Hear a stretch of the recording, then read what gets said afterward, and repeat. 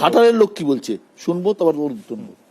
আমরা সেই ছোটবেলা থেকেই শুনে আসছি Ghatal master plan, Ghatal master plan. হাজার হাজার কোটি টাকার প্রয়োজন।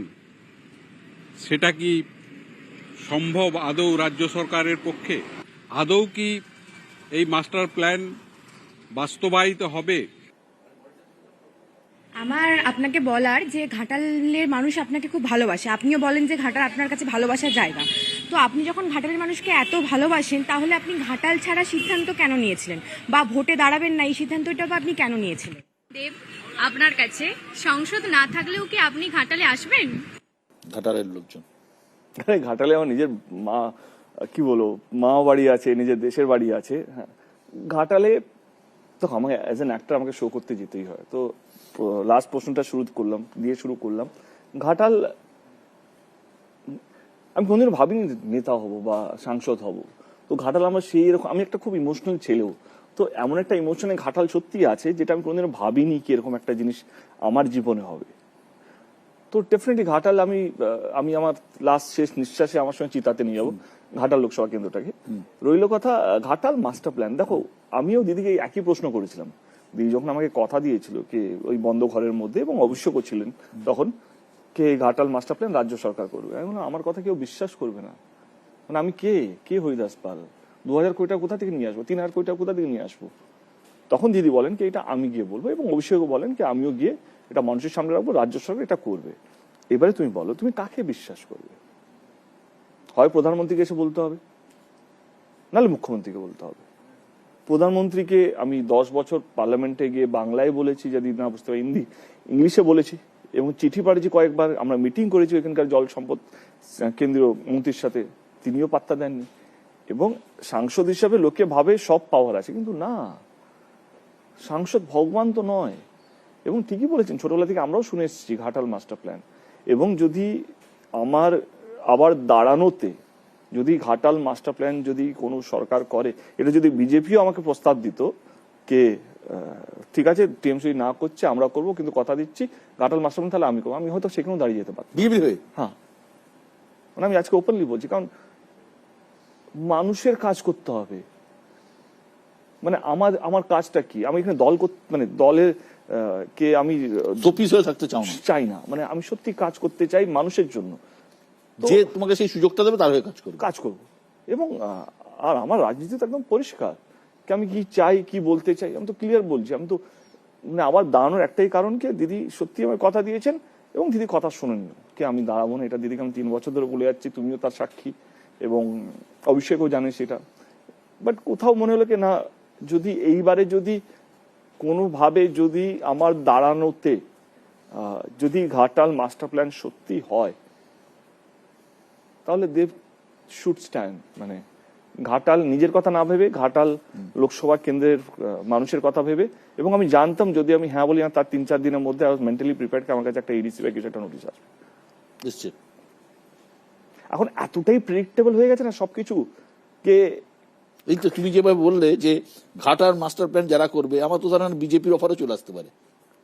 এইটাই তো মানে প্রবলেমটা হচ্ছে কি, বিজেপি পার্টির সেটা তাদের জানা উচিত, তারা খুব অ্যাগ্রেসিভলি করছে। বাংলা খুব অ্যাগ্রেসিভ নয়, কিন্তু বাঙালিরা মিষ্টি বেশি খায়, তো মাছ মাংস খায়, তো তারা একটু সফট।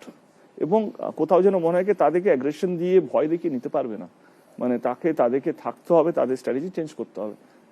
মানে সেই জন্য আমি কেন বলছি মমতা ব্যানার্জি জানে কিভাবে মানুষের সঙ্গে মিশতে হয়। মমতা ব্যানার্জি জানে কিভাবে মানুষের সঙ্গে ভালো ব্যবহার করতে হয়।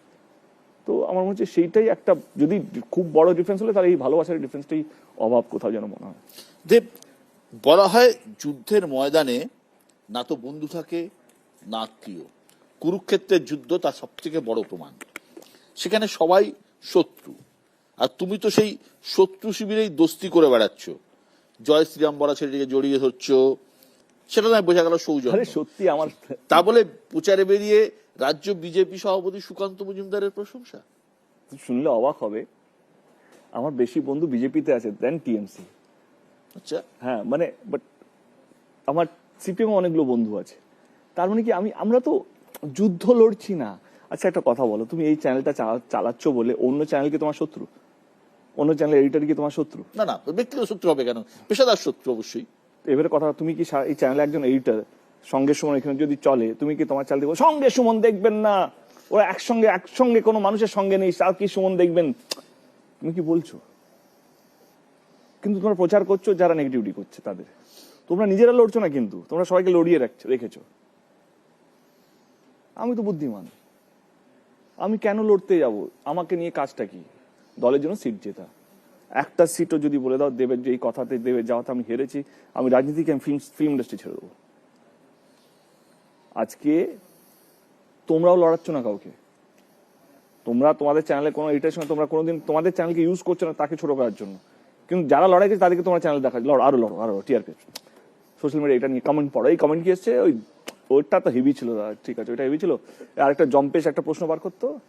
চল, এবারে কি হচ্ছে, সবাই লড়াতে ব্যস্ত। একটা মানুষ চেষ্টা করছে কি ভাই এখানে লড়াই করে কোনো লাভ নেই, আমরা লড়াই, যে জিতবে সে লড়াই করার জন্য বর্ডারে যাচ্ছে না, কিন্তু সে এখানে ভালোবাসা বিক্রি করবে। তারপরে সে যদি নিজে ভালোবাসার কথা না বলতে পারে তো মানুষকে ভালোবাসা কি দেবে? তো মানুষকে চেঞ্জ হতে হবে, ভোটারদেরকে চেঞ্জ হতে হবে। সুকান্ত সাথে বন্ধুত্ব আছে এমনিতেই? এমনি আছে, অনেকের সাথে আছে। আমার হিরণের সাথেও আছে। আমার হিরণ তো আমার চ্যাম্প ছবিতে গেস্ট অ্যাপিয়ারেন্স করেছে। হিরণ তো তোমাকে ব্যক্তিগত আক্রমণ করছে। তাতে কি হয়েছে? ও ভেবেছে এটা বলে ও জিতবে, এবারে সবাই জিততে চায়। এবার তুমি কি প্রশ্ন আমাকে জিজ্ঞেস করে করছো? তুমি এমন প্রশ্ন রেখেছো যাতে আমার বাকি ইন্টারভিউগুলোর থেকে তোমার ইন্টারভিউটা ভালো হবে। তুমি এর মধ্যে নেগেটিভিটি রাখতে পারো, তোমার এখানে পজিটিভিটি রাখতে পারো, তুমি এখানে সৌজন্য রাখতে পারো, তুমি এখানে চিৎকার করতে পারো। এটা তুমি how will going to deal the show.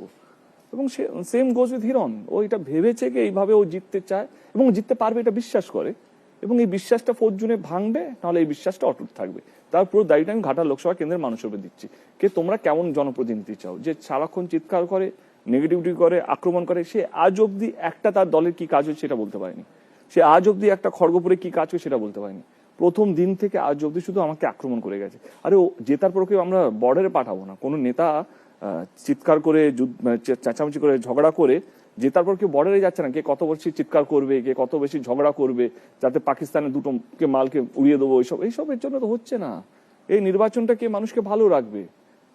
আর আমি যদি এইভাবে আমার আচরণে, আমার ব্যবহারে, আমার কথাবার্তার মধ্যে যদি আমি জিততে পারি, তাহলে আমি এটা বিশ্বাস করি, আমি বিশ্বাস করি আমি জিতবো। তোমার বন্ধু শিবির থেকে একটা প্রশ্ন আছে, বার্তা আছে।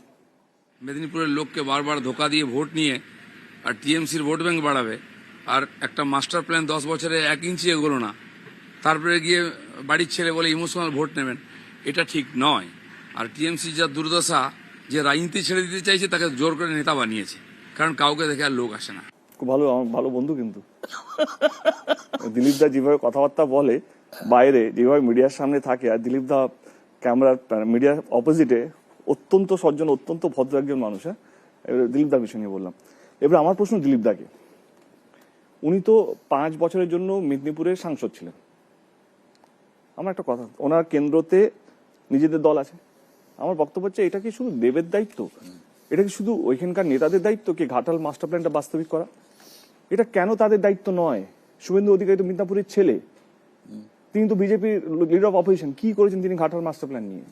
এবং আমার মনে হয় কি, আমি বাইরের ছেলে হয়ে, মানে কলকাতা থাকি এবং অভিনেতা জগৎ থেকে আসার পর মানুষকে নিয়ে ভাবছি, যারা মানুষকে নিয়ে ছোটবেলা থেকে আরএসএস করে বা এরা মানুষকে কিভাবে ভালো রাখবে, তারা কি করেছে ঘাটাল মাস্টার প্ল্যান নিয়ে? আমার তো প্রশ্ন সেটা। ওনার নাকি 90% অ্যাটেন্ডেন্স, 90% অ্যাটেন্ডেন্স নিয়ে উনি একবার কি ঘাটাল মাস্টার প্ল্যান নিয়ে বলেছেন? শুভেন্দু অধিকারী বলেছে আমার নাকি 1% অ্যাটেন্ডেন্স। যিনি 90% অ্যাটেন্ডেন্স নিয়ে ঘাটাল মাস্টার প্ল্যান করাতে পারেনি, আমি 1% অ্যাটেন্ডেন্স নিয়ে 100 বছরের সমস্যা ঘাটাল মাস্টার প্ল্যান সলভ করতে চলেছি। উত্তর দিন। দিলীপ দা কি করেছে ঘাটাল মাস্টার প্ল্যান নিয়ে? দিলীপ দা মিদনাপুরের জন্য কি করেছে?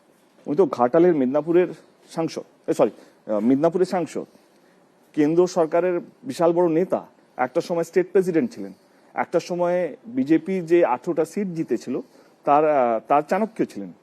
তিনি মেদিনীপুরের মানুষের জন্য কি করেছেন? তিনি জানেন না ঘাটাল মাস্টার প্ল্যান কতটা ইম্পর্টেন্ট। তাহলে আমি বলবো তাহলে আমি অনেক বড় ভগবান তাহলে ওনার সামনে। না, উনি জানেন ঘাটাল মাস্টার প্ল্যান নিয়ে। ওনার কোনো চিঠি গেছে, তার মানে কি উনি স্বার্থপর? উনি নিজেরটা ছাড়া কিছু ভাবেননি? অন্তত আমি স্বার্থপর নেই।